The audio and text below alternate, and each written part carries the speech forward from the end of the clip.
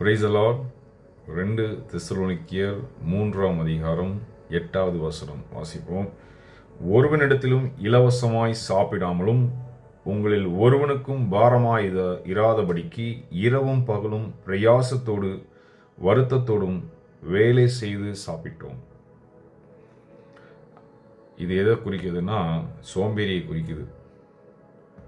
வேலை செய்யாமல் இலவசமாக வாங்கி சாப்பிட்டுக்கிட்டு அவங்கள குறிக்குது. இது யாருக்கெல்லாம் பொருந்துமோ அவங்க இதை எடுத்துக்கொள்ளலாம். அதே 10வது வசனம் சொல்லி பாருங்க. பவுல் இதை கட்டளையாக சொன்னதை சொல்கிறாரு. ஒருவன் வேலை செய்ய மனதில்லாமல் இருந்தால் அவன் சாப்பிடாமல் கூடாது என்று நாங்கள் உங்களிடத்தில் இருந்தபோது உங்களுக்கு கட்டளையிட்டோம். வேலை செய்யல உங்களுக்கு பிடிக்கல அப்படின்னா ஒரு மனிதன் சாப்பிடக்கூடாது.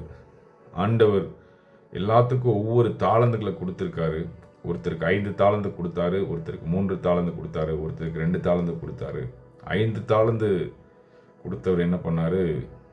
அதை ரெட்டிப்பாக மாற்றி தேவனுக்கு முன்பாக அதை ஆசீர்வாதமாக மாற்றி, நான் 10 தாளந்து கொண்டிருக்கேன், உண்மையும் உத்தம ஊழியக்காரனே, நீ கொஞ்சத்தில் உண்மையாக இருந்தால் உன்னை அநேகத்தில் ஆசிரிப்பேன்னு சொல்லி சொன்னார். அதே மாதிரி 3 தாளந்துன்னு சொன்னார். 2 தாளந்து இருக்குன்னு தெரியுமா சொன்னார்?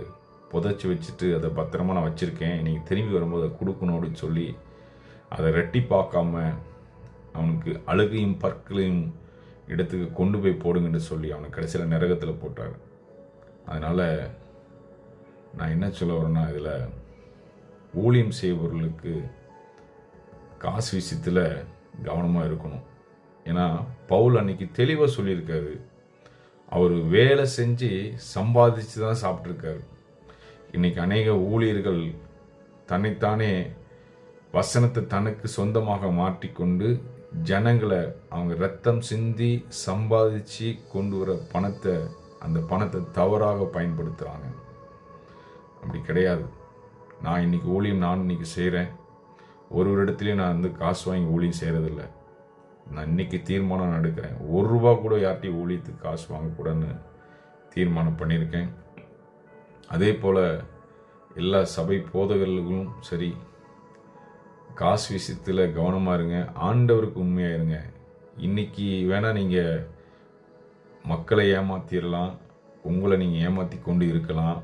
ஆனால் ஆண்டோடைய வருகையில் இவ்வளோ பிரயாசப்பட்டு கஷ்டப்பட்டு ஏமாந்து போயிடாதீங்க. இயேசு சீக்கிரம் வரப்போகிறார். அந்த நாளில் நீங்கள் கைவிடப்படாதபடி உங்களை ஏற்றுக்கொள்ளுங்க. கர்த்தர் தாமே இந்த வார்த்தையை ஆசீர்வதிப்பீராக. ஆமென்.